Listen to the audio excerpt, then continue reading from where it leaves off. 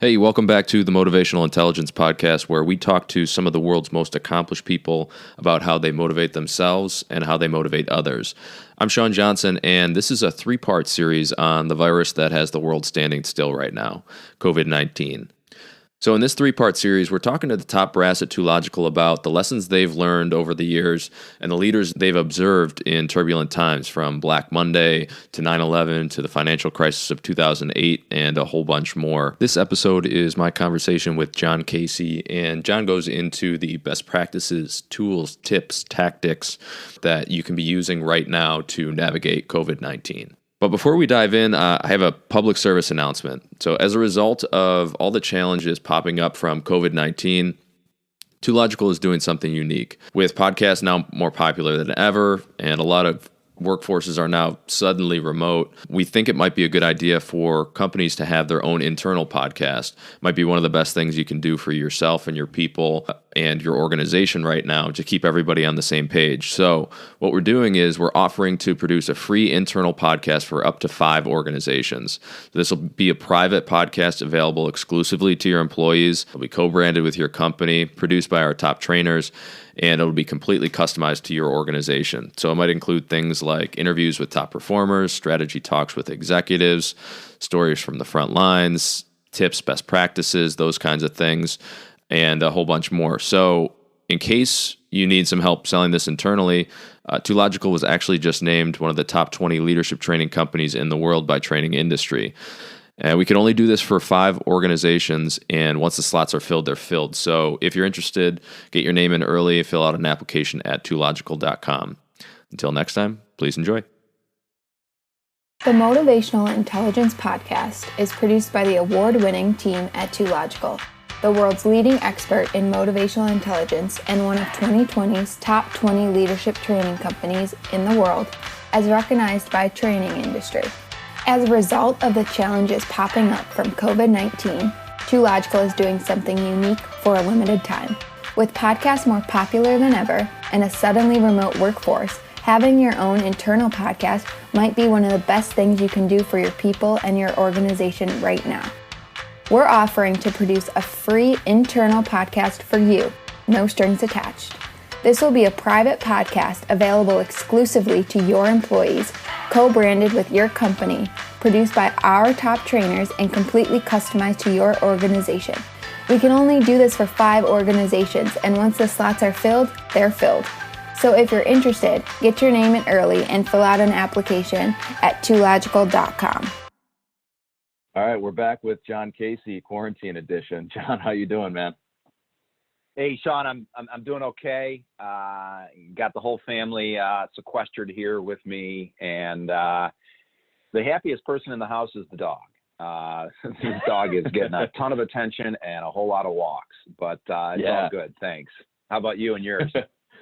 Good. Kind of same. I think dogs all over the place are really pumped about whatever's going on. So everybody's home and giving them attention. And they are the greatest teachers of forgiveness and patience, 2 things that we certainly need a little bit more of, I think. Yeah, absolutely. Cool. Well, I've been looking forward to chatting. I think this is obviously a really unique time with everything going on with COVID-19, and the world is chaos a little bit right now.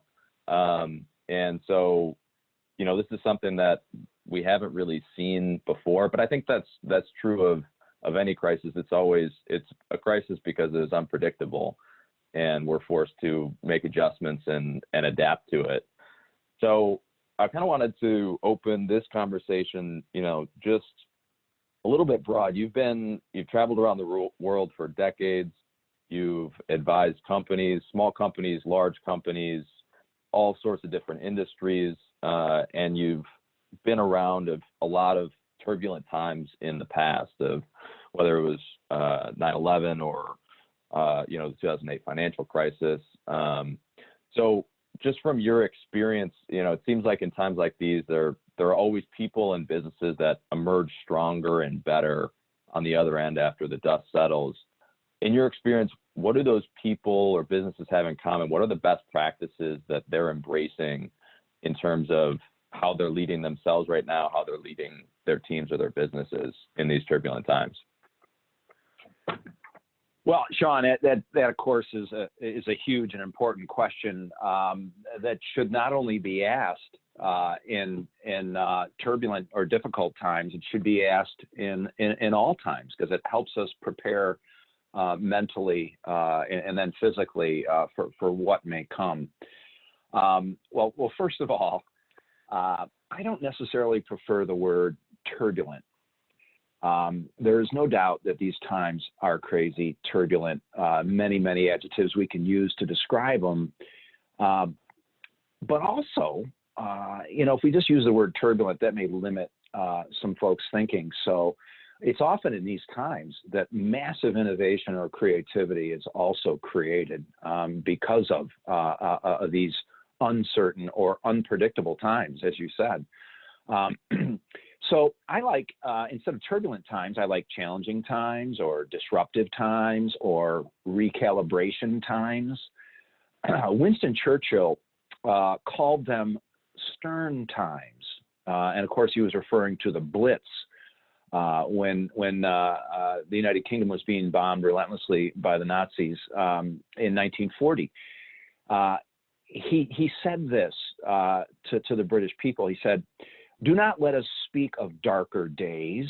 Let us speak rather of sterner days. These are not dark days. These are great days, the greatest days our country has ever lived. And we must all thank God that we have been allowed, each of us, according to our stations, to play a part in making these days memorable in the history of our people." So that was Winston Churchill reframing very terrible times back in 1940, and I think it did give the British folks more of a stiffer spine, and they certainly did handle that difficult challenge. So I guess one of the first things is, how are we branding or labeling these times that we're going through right now? Because as leaders, others will key off of us. So that's kind of one of my first comments about your initial question. Yeah, no, I think that's absolutely true. There's even stats. I was,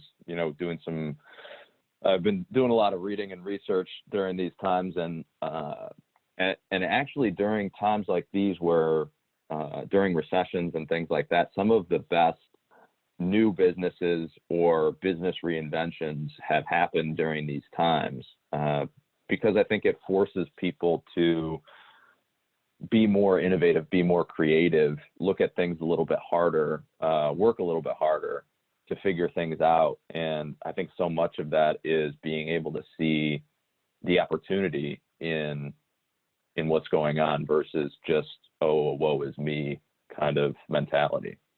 Yeah, no, that's exactly right. And, we talk a lot, as you know, and those that are familiar with Toological know that we talk about, your status quo is a threat because it prevents, that reinvention and whatnot. So when we have an opportunity like this that you can't even plan for, it forces us to get out of our status quo, and that can be a catalyst for growth. Here are some other vital best practices that I think leaders and organizations should be paying attention to during times like these. So, as a big reminder, the team's head and heart are always the culture of a team, and thus the most important aspect of it.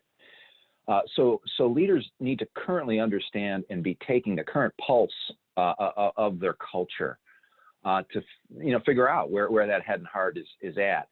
So one of the best ways to do that is just to be present, just to be there with your people, to be available, to have two-way conversations, and of course listen. Listening is such a underutilized art in good times, but it really does need to be raised to a higher level in these times. Some bosses that don't know how and why it's so important to just listen to the team, to ask and pay attention and use silence so people will reveal more. It's so important now, but there's so many leaders that don't understand why it's so important or how to do it, how to actually, be open and engaging. And some leaders don't believe in their ability to do it, so they just find other stuff to do. And if that other stuff to do is hiding behind a closed door or a screen or just relying on email, that's probably the wrong path to go down. So now it's time for, less email and more phone calls if you're sequestered. If you do happen to be working in person, from, 6 to 10 feet away, trying to get eye contact, I think those are some of the most important things to do. And of course, when you're listening to your folks, and obviously this is true for your family members too, listen actively, which of course means listen with the intent not of replying to what they're saying, but to retaining it, to perhaps even repeating it back to them. A great active listening technique is just to repeat what you've heard. So what I'm hearing you tell me is, and then you kind of repeat back what they've just said, because we clearly let them know, I've listened, I internalized that, I heard that.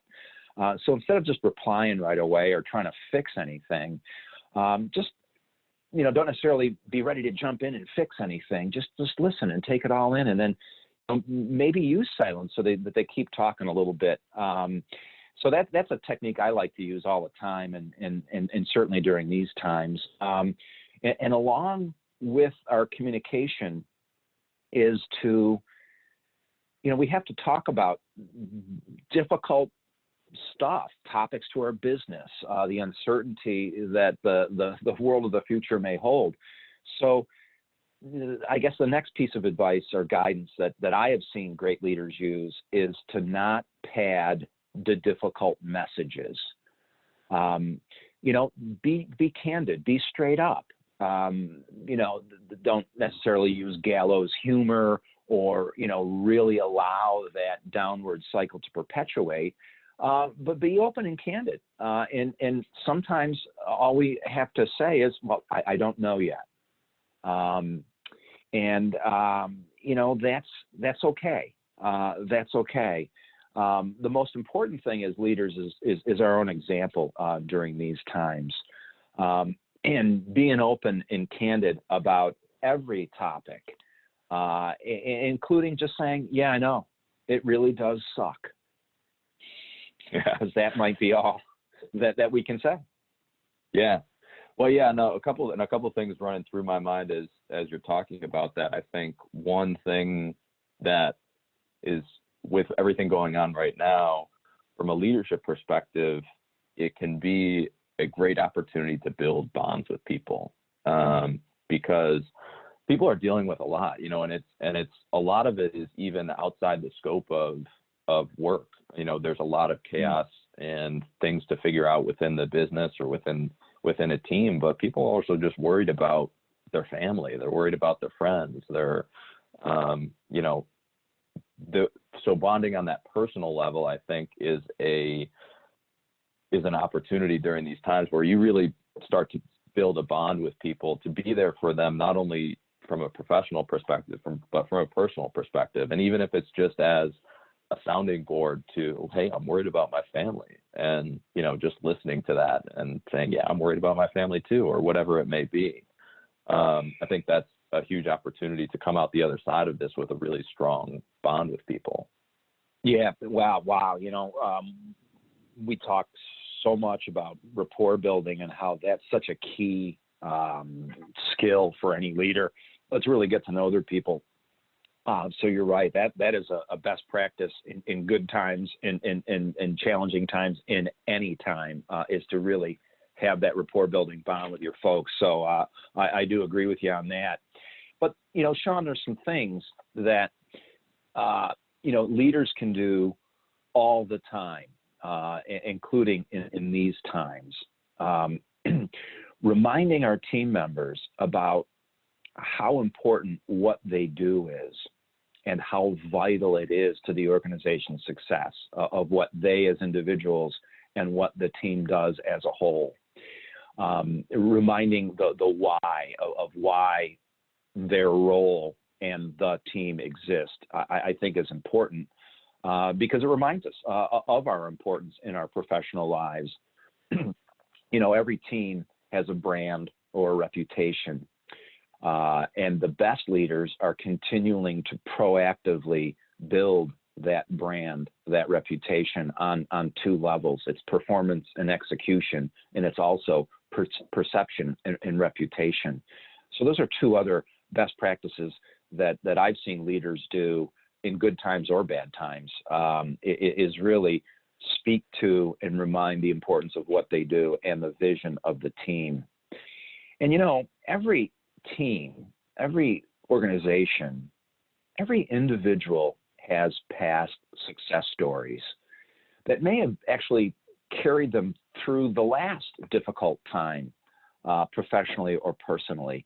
So this is a time to really remind our team members of their own success stories, or their team's success stories, or their family's success stories.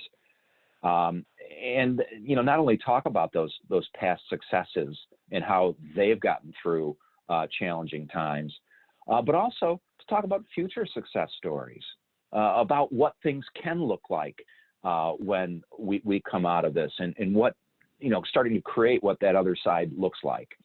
So one of the things that I call this is, when there is uncertainty, the leader needs to create certainty. So what we think that means is that there are some things that don't change regardless of the times. And one of the things is our values as a team, our values as a corporation, our values as people, who we decided to be. Reminding ourselves of what we call motivational intelligence, which is just accountability, adaptability, resilience, initiative, and courage. What about retelling the stories where those have been demonstrated in the past, or drawing them out of others if we don't necessarily know them as well?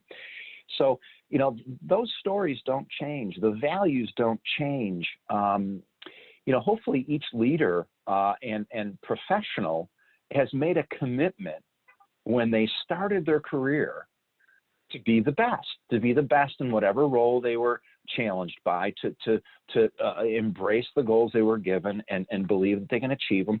But that commitment to being the best, that shouldn't be wavering in these times as well. And of course, servant leadership, which is something we talk about all the time. All great leaders have applied the law of service, as we call it, and that's a reminder for all of us. The only way to get what we want is to help enough others get what they want first.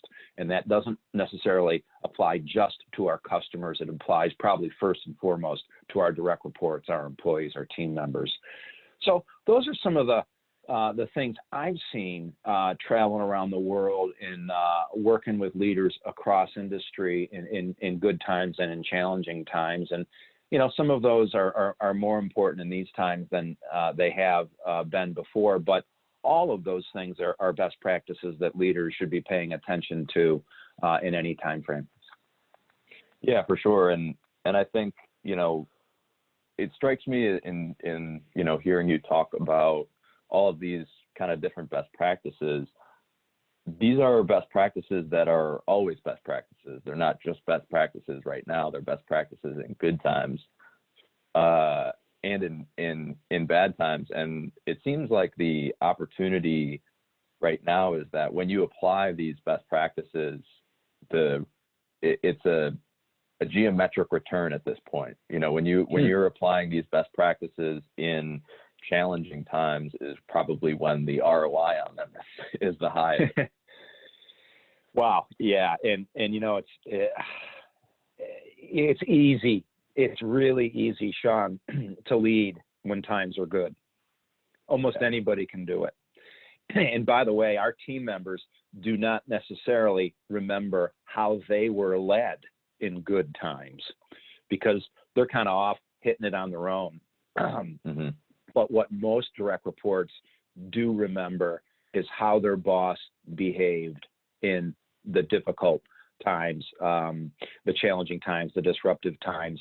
That's what often creates a leader's reputation or legacy. So certainly they're keying off of us, and we should be paying very close attention to our behavior on both levels. Yeah, for sure. I think, and some of the, even just on a personal level, so this is definitely true from a leadership perspective, is a lot of the great stories and things that we look back on and great bonds that we built with people is when we kind of were in the trenches with them and there was something challenging and, you were kind of taking it on together. And that's always something that people can look back on. And I think you're right. That's how reputations are formed for leaders. So, all right. So those are great kind of general best practices. Let's get a little bit more tactical, if you don't mind. What are some of the habits or the tools or the exercises that leaders specifically should really be focusing on leveraging or using during all of this chaos? Yeah, no doubt, no doubt. And much like our earlier list, this list too may be a good list for leaders to have been doing all along with their teams. But as we know, regarding leadership, it's never too soon, and it's never too late. As we like to say, too soon and too often is better than too late and not enough. So here's a couple of items that are reminders to be doing all the time, but certainly more so now. We talk a lot about the leadership tool of self-reflection, and it's a simple thing. It's just asking ourselves or our team members individually or as a group the three most powerful questions in leadership, and that is, what am I or what are we doing well? And we can ask that question at the end of a day, at the end of a week. We can ask it to ourselves. We can ask it to others. But it's really using our mental energy to come up with, because there always is, what are we doing well? What are we learning? Where are we growing? Where are we moving some dials? The mental energy we spend time in there may be exponentially leveraged. And,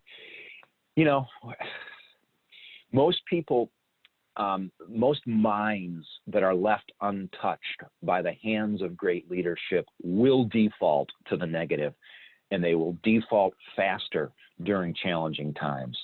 So this daily reflection habit with us will ensure that we're keeping our role model, our example, to the highest standards, but also it will draw out others to really start looking for their own.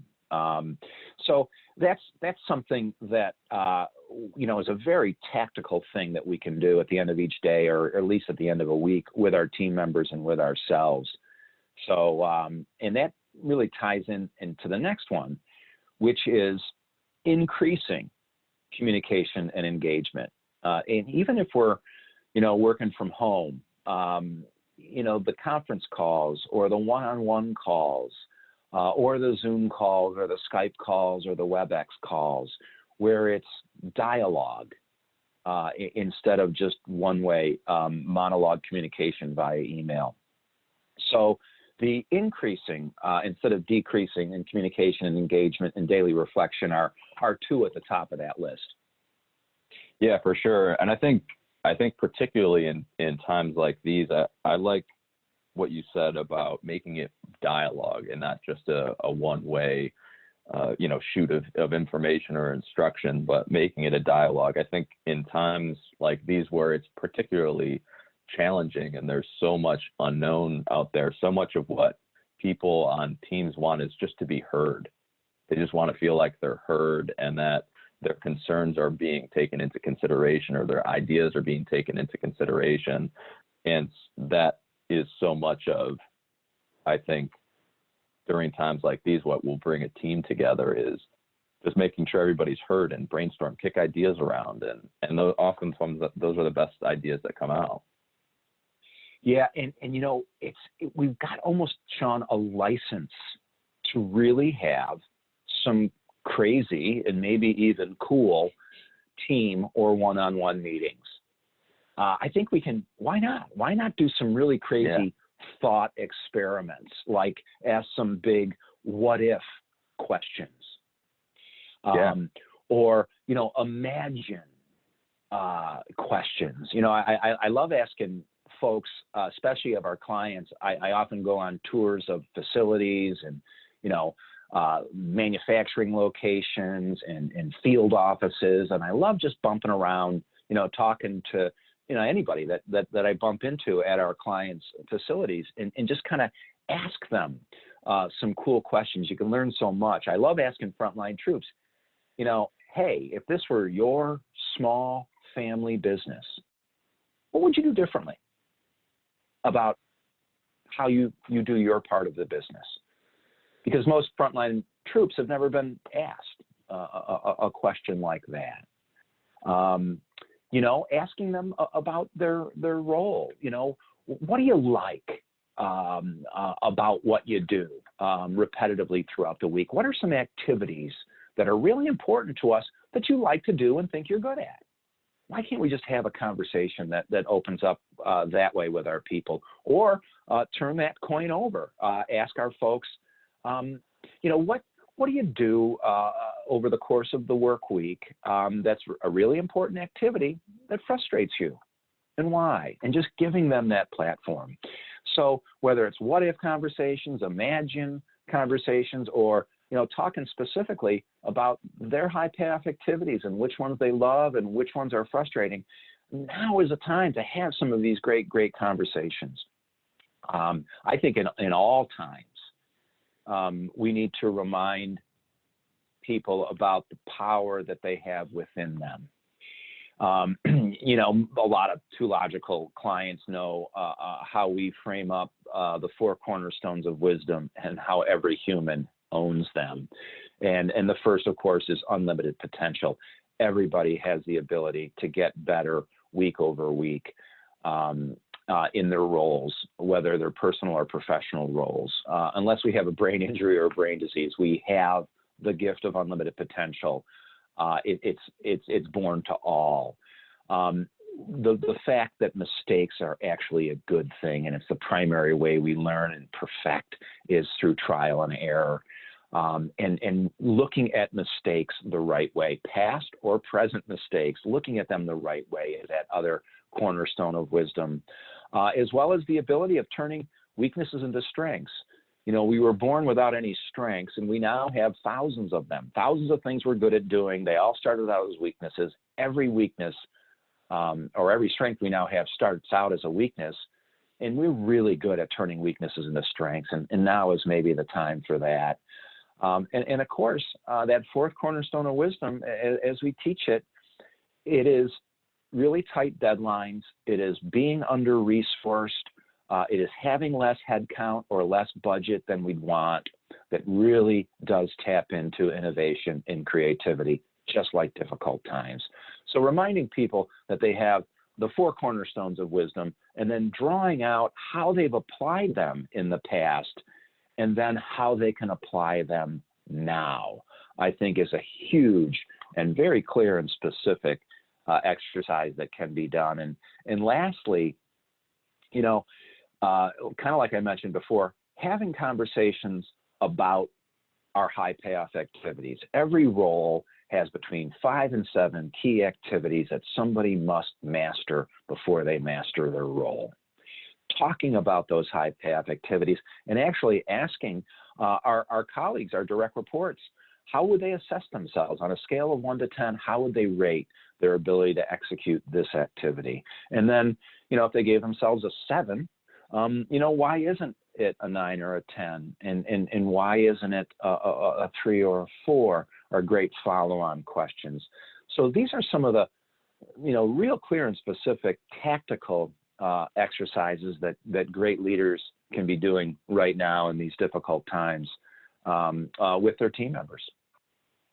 Yeah, I think those are great things. I particularly like, you talked about, it really is, times like these where so much is changing. There's so much to adapt to, and in a lot of ways, a lot of the business world has frozen. But it really is to look at it as a license to have conversations that maybe you haven't had the time to have in the past, or even that you felt like were a distraction in the past, or any of those kinds of things.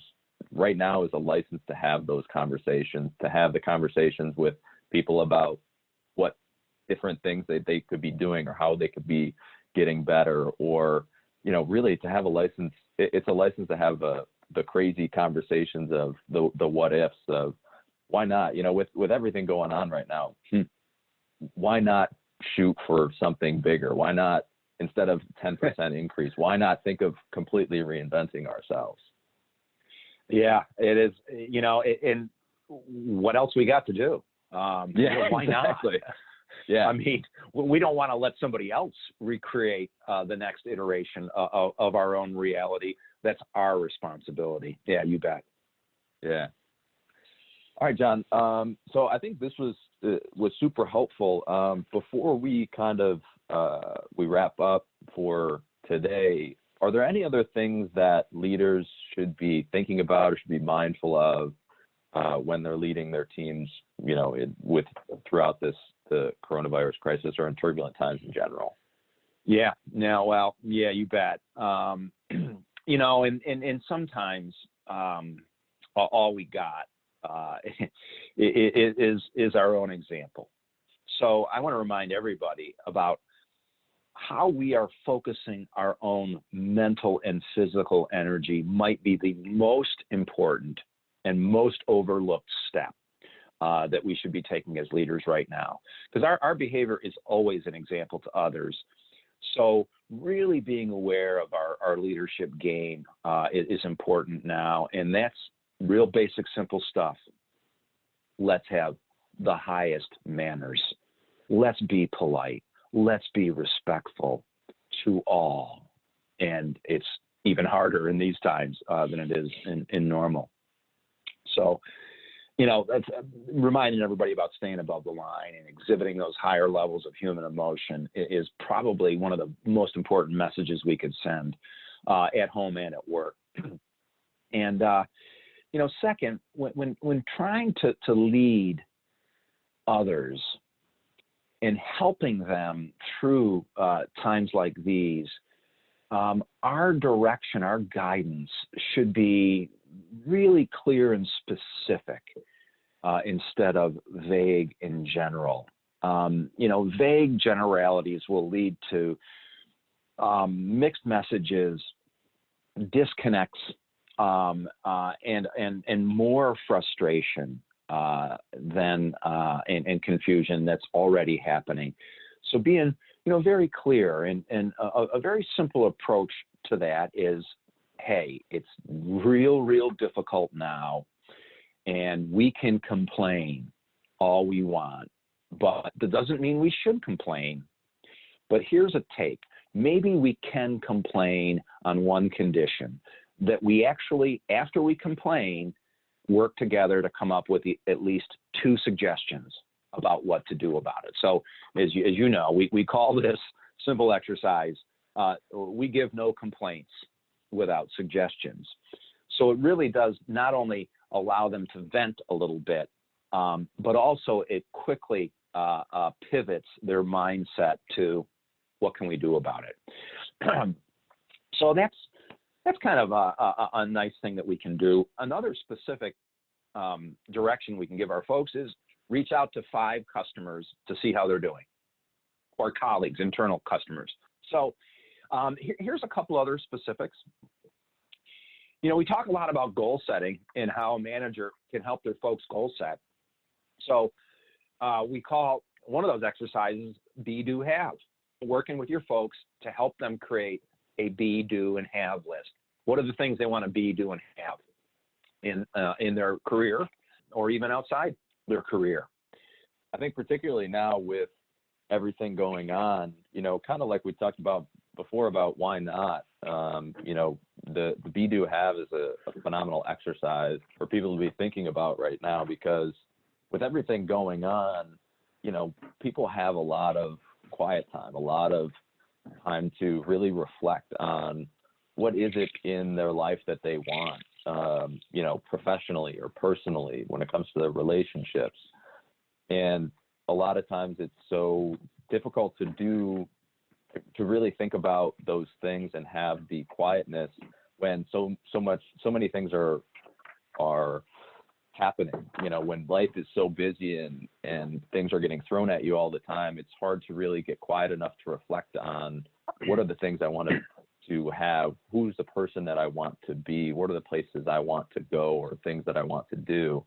But now is a great time for, I think, all of us to really be, take advantage of the quiet life of quarantine to really get still and think about those things for ourselves.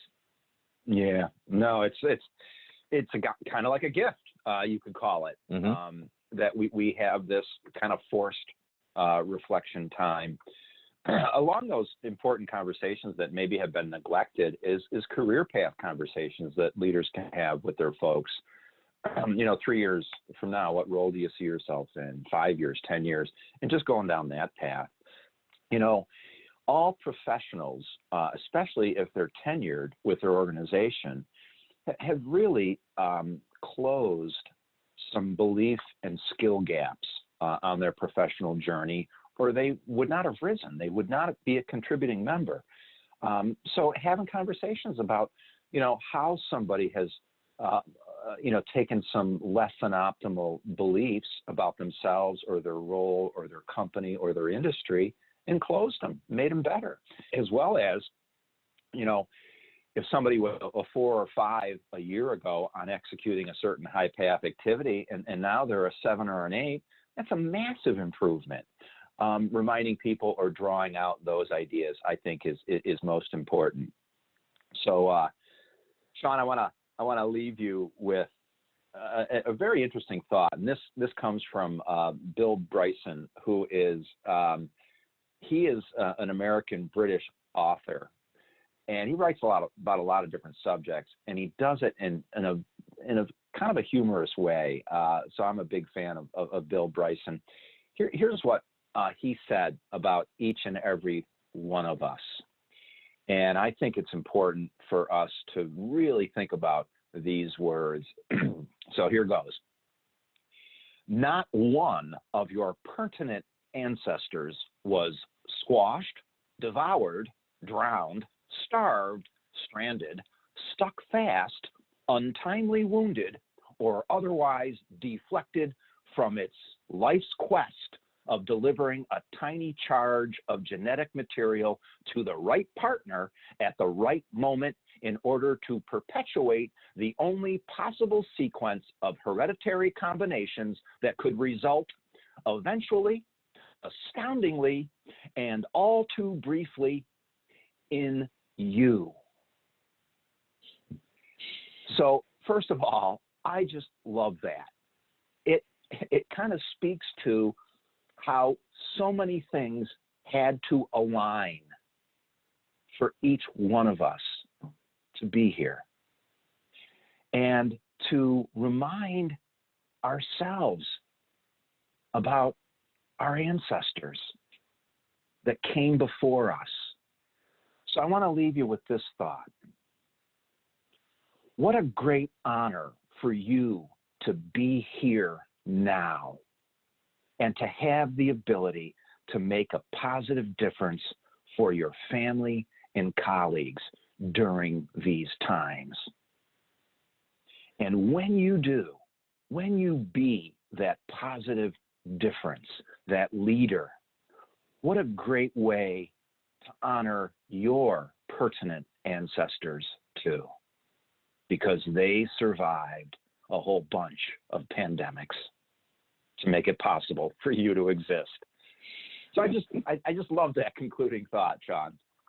Yeah, no, I think that's great. A lot had to align, and for all of us to be here today, and humanity survived.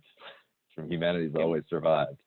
We have the genetic material because it's been refined over every generation of those that came before us that has brought us to this.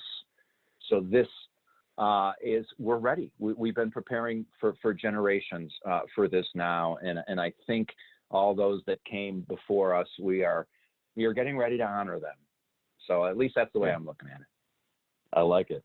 All right. Thanks, John. You're welcome, Sean. Thank you. The Motivational Intelligence Podcast is produced by the award-winning team at Toolkit, the world's leading expert in motivational intelligence and one of 2020's top 20 leadership training companies in the world, as recognized by training industry. As a result of the challenges popping up from COVID-19, Toolkit is doing something unique for a limited time. With podcasts more popular than ever and a suddenly remote workforce, having your own internal podcast might be one of the best things you can do for your people and your organization right now. We're offering to produce a free internal podcast for you, no strings attached. This will be a private podcast available exclusively to your employees, co-branded with your company, produced by our top trainers, and completely customized to your organization. We can only do this for 5 organizations, and once the slots are filled, they're filled. So if you're interested, get your name in early and fill out an application at toological.com.